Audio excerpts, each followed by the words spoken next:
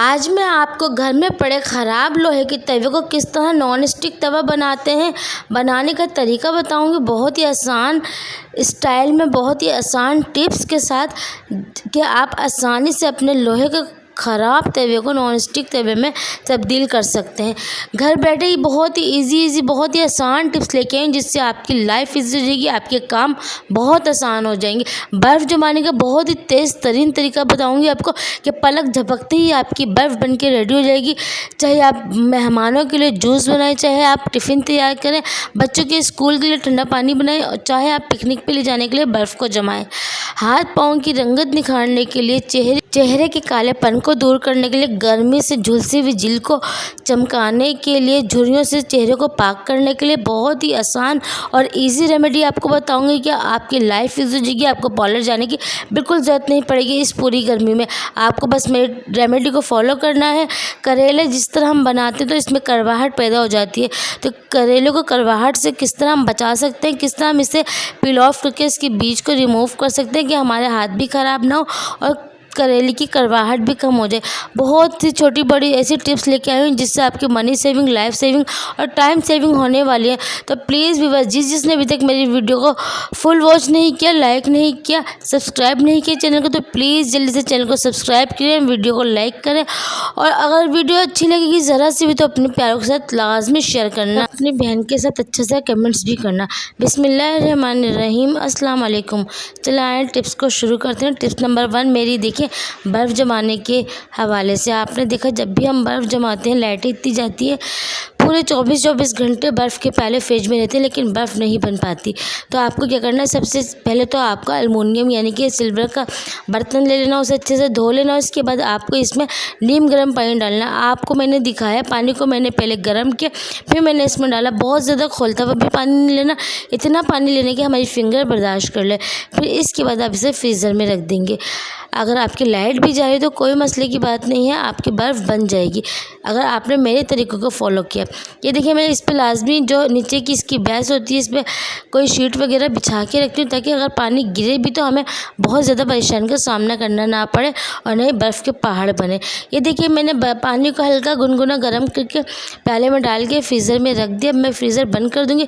ठीक 5 मिनट बाद आपको दिखाती हूँ मेरी बर्फ़ अच्छी खासी जम चुकी होगी। बिल्कुल पक्की तो नहीं जमी होगी लेकिन बहुत ज़्यादा कच्ची भी नहीं जमी होगी, ऐसी जमी कि आप मेहमानों के लिए जूस वगैरह बना सकते हैं, कूलर में डाल सकते हैं, पानी को ठंडा कर सकते हैं। देखिए 5 मिनट हो गए थे, मैंने फ्रीज़र खोला तो बर्फ़ मैंने देखी तो मैं खुद हैरान रह गई। देखिए बर्फ़ अच्छी खासी जम चुकी है, ये नहीं है कि बिल्कुल कच्ची पानी जमी है। ये देख रहे हैं आप, आपके सामने ही मैंने रखा था, आपके सामने ही मैंने इसे निकाल के आपको दिखाया। तो ये बहुत ही ज़बरदस्त तरीका, लाजमी आपको इससे फॉलो करना। आप इसे फॉलो करेंगे तो आपके काम भी आएगी और आपको अंदाज़ा भी होगा हमारी टिप्स किस कदर यूज़फुल होती है। तो लाजमी ये छोटी बड़ी सी टिप्स होती है जिससे हमारी लाइफ सेविंग अलग होती है, मनी सेविंग अलग होती है और हमारे रोज़मर्रा के काम आसान हो जाते हैं। तो आपके सामने मैंने ये दिखाया, तो लाजमी मेरी प्यारी बहनों आपको इस टिप्स को लाजमी फॉलो करना और मुझे कमेंट्स करके बताना है किस किस को ये टिप्स के बारे में पता था, किस किस ने ये टिप्स ट्राई किए। तो चले आए नेक्स्ट टिप की तरफ। नेक्स्ट टिप तो मेरी बहुत ही ज़्यादा ज़बरदस्त है। आप देख रहे हैं, आपने देखा हर घर में सुबह दूध और चाय लाजमी बॉयल होती है। चाय हम चूल्हे पे रख देते हैं और एक जगह दूध रख देते हैं। तो हमारा पराठे वगैरह भी बनाने होते हैं, दूध की तरफ से हमारा जहन हट जाता है और रोज़ के रोज़ या बाज़ औक़ात ज़्यादातर हमारा दूध गिर जाता है, जिसकी वजह से रिस्क का ज़िया भी होता है, चूल्हा वगैरह अलग गंदा हो जाता है। तो आपको ये करना है, जब भी आप दूध और चाय एक साथ बॉयल करने के लिए रखें तो आप दूध की जो पतीली होती है आप उसके ऊपर कोई भी स्पून रख सकते हैं। मेरे पास लकड़ी का स्पून था तो मैंने वही पतीली के ऊपर रख दिया और आपके सामने देखिए दूध बॉयल हो रहा है लेकिन गिर नहीं रहा। आप इस तरह अगर आपने बेध्यानी में कुछ भी नहीं रखा तो आपका सारा दूध नीचे गिर जाएगा और आपका सारा दूध ज़ाया भी हो जाएगा। तो जब भी आप सुबह या किसी भी वक्त दूध बॉयल करें, लाजमी इसके ऊपर स्पून रख दें ताकि अगर बॉयल आने लगे तो आपका दूध गिरने से बच जाए और आप इसे फिर दोबारा हल्की आंच पे पका सकें। ये देखिए मैंने चूल्हा बिल्कुल ऑफ नहीं किया, मीडियम आंच पे मैं दूध को बॉयल कर रही हूँ। जोश तो आ रहा है लेकिन ये गिर नहीं रहा।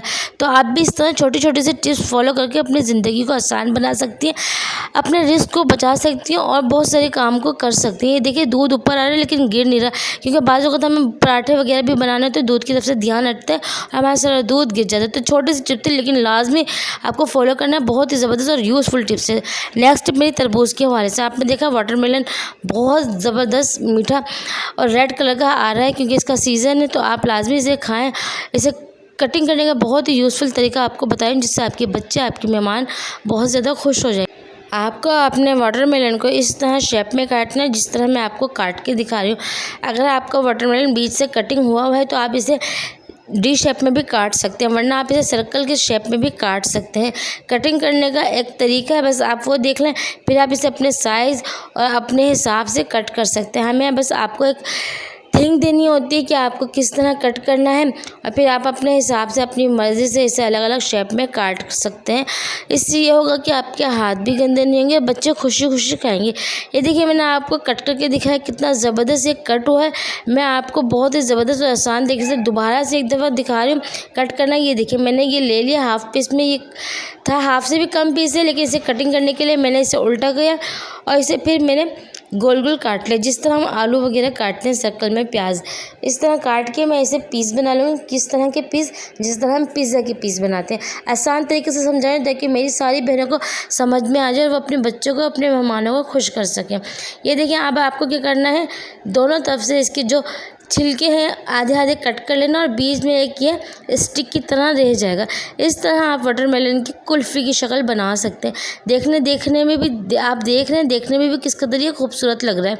अब बच्चे भी आसान से खा लेंगे और आपके हाथ भी बिल्कुल भी गंदे नहीं होंगे। इसमें से जो जूस रस निकलता है उससे हमारे कपड़े और हाथ वगैरह बहुत ज़्यादा चिपचिपे और गीले हो जाते हैं। इस तरह आप अपने बच्चों को दें, अपने मेहमानों को दें, आप खुद खाएँ। बहुत ही ज़बरदस्त और आसान तरीका कट करने का और बच्चों को खुश करने का। चले आए नेक्स्ट टिप की तरफ जो बहुत ही ज़्यादा यूज़फुल है। मैक्रोनी उबालने के लिए आप सबसे पहले आप एक पतीली में पानी रख दें और इसमें 1 चम्मच नमक और 1 चम्मच ऑयल डाल दें। इसके बाद जब बॉयल आ जाए तो मैक्रोनी शामिल करें। मैक्रोनी आपने शामिल की, पानी का बॉयल आना बंद हो गया। अब 2 मिनट के बाद आप देखेंगे इसमें दोबारा से बहुत अच्छे से जोश आना शुरू हो जाएगा और पानी इसका गिरने लगेगा। तो आपको क्या करना है, इस स्टेज पर आपको चूल्हे को मीडियम कर देना। फ्लेम बिल्कुल लो नहीं करनी, ना बहुत हाई करनी है और 10 मिनट तक आपको मैक्रोनी को पकने देना है। 7 से 10 मिनट के अंदर हर किस्म की मैक्रोनी बिल्कुल फुल कुक हो जाती है। फिर इस तरह की जो मैक्रोनी होती है ना वो टूटती है और ना ही वो सख्त रहती है। अब आपको 10 मिनट के लिए इसे छोड़ देना। 10 मिनट के बाद आप किसी स्ट्रेनर में इसे स्ट्रेन कर लेंगी तो आप देखेंगे आपकी मैक्रोनी बिल्कुल भी चिपकेगी नहीं और ना ही बहुत ज़्यादा गिलगिली होगी। ये देखिए अच्छे से जोश आ रहा है। 10 मिनट हो चुके, मैं इसे स्ट्रेनर में स्ट्रेन कर लूँगी और ठंडे पानी से गुजार दूँगी। इसके बाद आपकी मैक्रोनी में एक नमकीन जायका भी आ जाएगा और आपकी मैक्रोनी ऑयल की वजह से खिली खिली भी होगी। चले आए नेक्स्ट टिप की तरफ। नेक्स्ट बहुत ज़बरदस्त और यूज़फुल है। करेले के सीज़न आ गए हैं और बच्चे बड़े ज़्यादातर करेले कड़वाहट की वजह से नहीं खाते, तो इसे छीलना भी एक काम होता है, इसके अंदर से बीज को रिमूव भी करने का काम होता है, क्योंकि करेले कीमा, करेले प्याज, करेले चने की दाल बहुत मज़े की बनते हैं और इन्हें बनाने के लिए हमें इनके बीज को रिमूव करना पड़ता है। तो आप जब भी करेले कीमे, करेले चने की दाल बनाएं, करेले प्याज बनाएं तो इन्हें बीच में से दो कर लें और इन्हें छुरी की मदद से रगड़ लें। छिलका मत उतारें, सिर्फ रगड़ेंगे आप तो सारे छिलके रिमूव हो जाएंगे। और फिर एक स्पून लेके जिस तरह मैं कर रही हूँ इस तरह आप सारे बीजों को रिमूव कर देंगे। आप देखेंगे 2 से 5 किलो तक करेला आप 10 मिनट के अंदर छील भी लेंगे, इसकी बीज भी रिमूव कर लेंगे। अगर आपको कीमा भरेला करेले बनाने हैं तो आपको उसे खाली छीलना है और जिस तरह हम मिर्ची में चीरा लगाते हैं एक तरफ इस तरह चीरा लगा के बीज को चम्मच से रिमूव कर लेना है। तो बहुत ही आसान। इसके बाद आपको एक पतीली में ठंडा पानी लेना है और 1 चम्मच खाने वाला जो उसमें पिसा हुआ गुड़, 1 चम्मच हल्दी और 1 चम्मच भर के नमक ले लेना है और इन सबको मिला के करेले को भिगो देना है। चाहे आप कीमा करेले बनाएं, चाहे आप ये सर्कल में जो हम काटते हैं बीज निकाल के इस तरह कटिंग करके बना रहे हैं, तो आप इस तरह कटिंग करके आराम से भिगो दीजिए पानी में। आधे घंटे बाद आप इसे रगड़ के धो लीजिए और छलनी में रख दीजिए, सारा पानी इसका रिमूव हो जाएगा। फिर आप देखेंगे आपके बीज बीज भी रिमूव हो गए, आपके जो कड़वे से कड़वाहट थी, करेले से कड़वाहट बिल्कुल ख़त्म हो गई। बहुत ही आसान टिप्स है, लाजमी फॉलो करना और मुझे लाजमी फीडबैक भी देना। चले आए नेक्स्ट टिप की तरफ। नेक्स्ट टिप में ये देखिए, चेहरे को पानी में हल्दी और नमक डाल के आधे घंटे के लिए छोड़ देना और फिर जमा धो के छन्नी में रख देना है। धूप में रखने की जरूरत नहीं, कड़वाहट वगैरह सारी आपकी जो करेले से निकल जाएगी। इसलिए टिप्स लाजमी बताएगा। चलाएं कच्चा दूध की तरह तो आप दही भी ले सकती हैं। बॉयल दूध आपको बिल्कुल भी नहीं लेना, कच्चा ठंडा दूध लेना। इसके बाद मैंने हाफ टी स्पून इसमें डाल दिया शहद, हाफ टी स्पून हल्दी और 2 टेबल स्पून मैंने इसमें बेसन डाल दिया और 1 पिंच के करीब आपको बिल्कुल पीसी हुई फिटकरी डालनी है और सबको अच्छी तरीके से मिला लेना है। आप देखेंगे आपको ये लगाने से आपके चेहरे पे एक शाइनिंग आएगी। आपके चेहरे पे जो झुर्रियाँ हो रही थी, जो स्किन लटक रही थी, वो सारी प्रॉब्लम इस एक्स रेमेडी से सॉल्व हो जाएगी। आपको हफ्ते में ये 4 दफ़ा यूज़ करनी है, एक दिन छोड़ के एक दिन आप यूज़ कीजिए, फिर आप देखिए बहुत ही ज़बरदस्त इसका रिज़ल्ट है। लगाने का तरीका भी बहुत ही आसान है। हाथ मुंह वगैरह जहां आपको यूज़ करना है धो लीजिए। खुश करने के बाद आप इसे लगाइए और 5 से 10 मिनट आप इसे अच्छे से मसाज कीजिए। मसाज करने के बाद आपको कोई भी आलू या टमाटर ले लेना है, ठंडा हो, क्योंकि गर्मी का सीज़न चला, हर चीज़ आपको ठंडी यूज़ करनी है। इसके बाद आपको अच्छे से लगाने के बाद छोड़ देना 10 मिनट के लिए। जब मास्क जो आपने लगाया खुश्क होने लगे, फिर आप हाफ़ टमाटर या आप हाफ़ आलू भी ले सकते हैं। 10 मिनट के लिए फ्रिज में रखना है जब तक आप मसाज वगैरह करेंगे।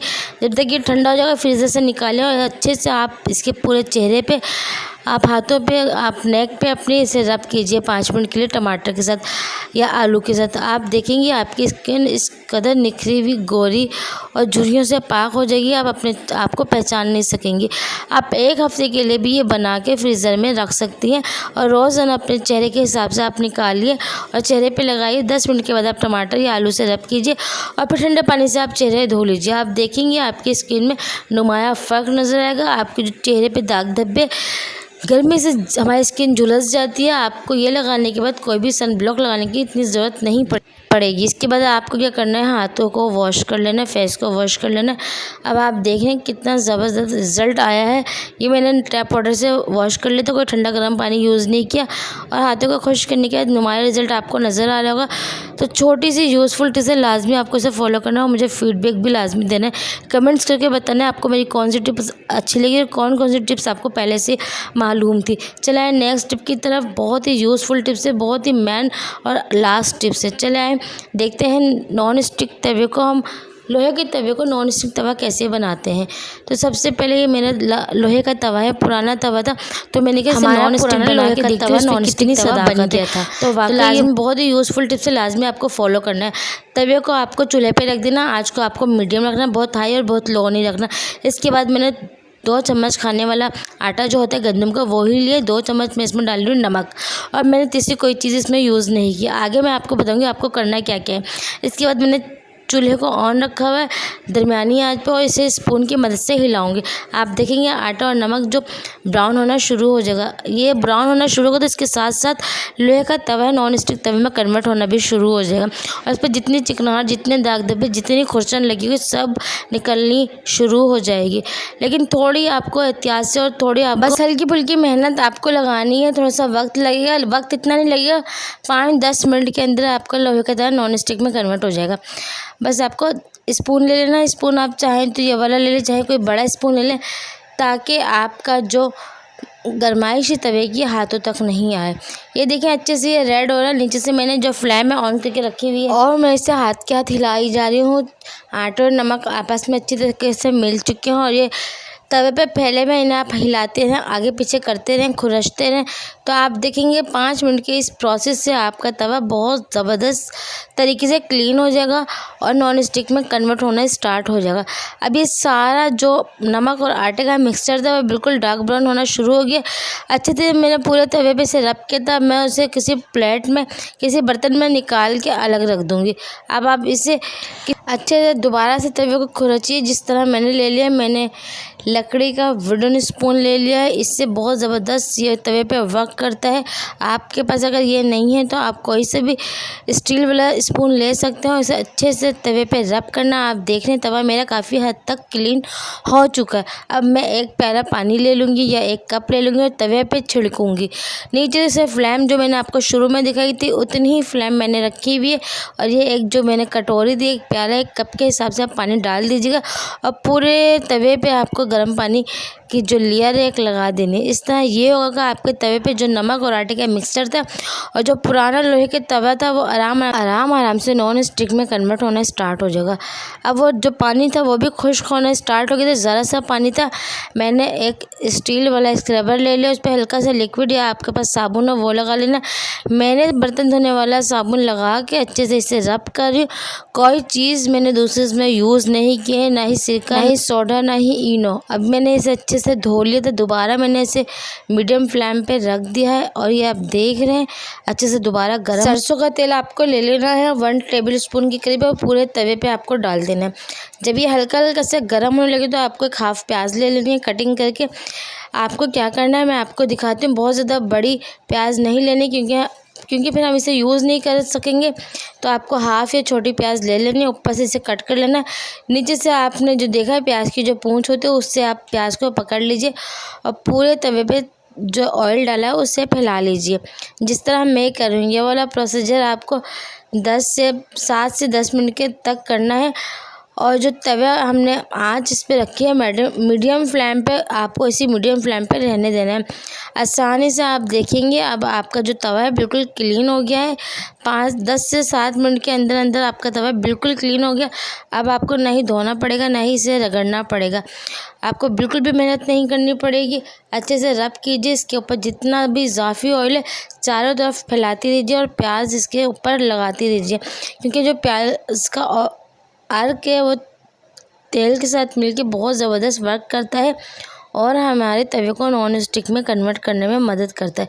आप देख रहे हैं मेरी प्याज की जो कंडीशन है कुछ ऐसी हो गई। अब आप इसे यूज़ भी कर सकते हैं। अब आपको कोई कपड़ा या कोई भी टिश्यू ले लेना है। धोना आपको बिल्कुल भी नहीं है तवे को और इसे अच्छे से रब कर लेना। मैंने एक कॉटन का छोटा सा पीस ले लिया था, इसे 2-3 फोल्ड करके अच्छे से मैं इसे रब कर रही हूँ तवे को। आप देख रहे हैं तवा मेरा बहुत ज़बरदस्त तरीके से नॉन स्टिक में कन्वर्ट हो चुका। अब आप इस तवे पे चाहे कबाब तले, चाहे रोटी बनाएं, चाहे अंडा वगैरह फ्राई करें, आप देखेंगे बिल्कुल भी चिपकेगा नहीं। हमारी जो रोटी है वो भी बिल्कुल फूली हुई और नरम मुलायम बनेगी। ना ही हमारे पराठे कड़वे बनेंगे, ना ही हमारी रोटी कड़वी बनेगी। अब हमारा तवा बिल्कुल रेडी हो चुका है। ये प्याज आप ऊपर से छिल के निकाल लीजिए और इसे दोबारा सब्ज़ी या किसी भी चीज़ में यूज़ कर लीजिए। देखिए बहुत ही ज़बरदस्त और बिल्कुल न्यू तवा ये बन के रेडी हो चुका है। अब इस पर रोटी बनाएं, कबाब तलें, अंडे तलें, जो मर्ज़ी आप करेंगे बिल्कुल भी ये बहुत ज़बरदस्त वर्क करेगा। अल्लाह हाफिज़।